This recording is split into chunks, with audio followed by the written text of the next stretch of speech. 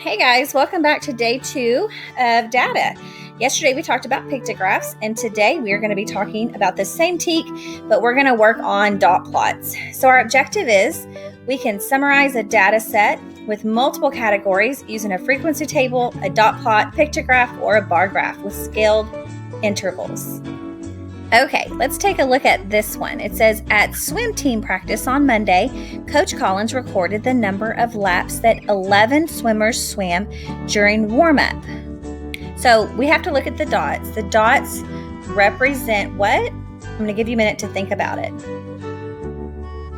The dots represent the 11 swimmers. If you count the dots, then you will see there are 11. They represent the swimmers. And the question says, if the 2 swimmers that were absent on Monday had been at practice to swim laps during warm-up, how would this change the graph? So the graph shows there are 11 swimmers because there are 11 dots on my dot plot. So which answer would be true? We have A, there would be 2 dots added above the 2, B, there would be 1 dot added above the 2, or C, there would be 2 dots added to the plot. So what do we think? Do we need to take 2 dots away?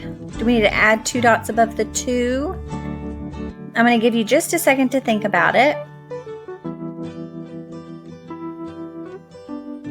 So as of right now, we had 11 swimmers show up on Monday for practice. But if 2 more swimmers showed up on Monday, then C would actually be our correct choice because we would need to add 2 for the 2 that came to practice.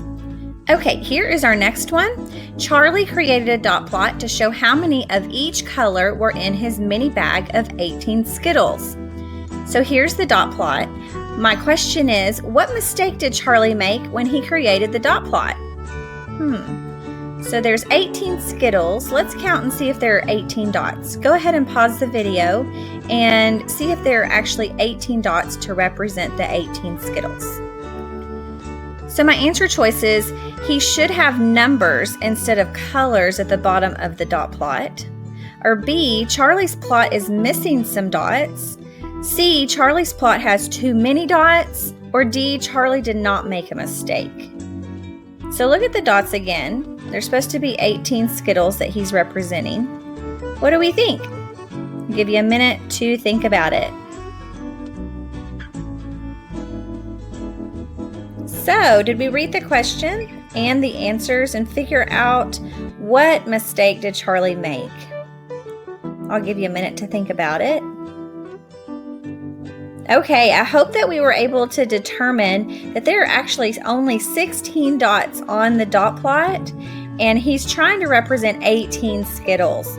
So, my correct choice would be B, Charlie's plot is missing some dots.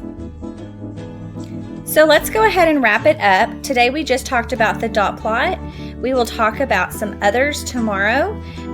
We're going to review our objectives. So we can summarize a data set with multiple categories using a frequency table, a dot plot, pictograph, or a bar graph with scaled intervals.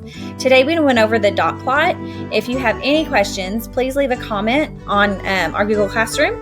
Have your parents send me a Class Dojo message, and I'll be happy to answer.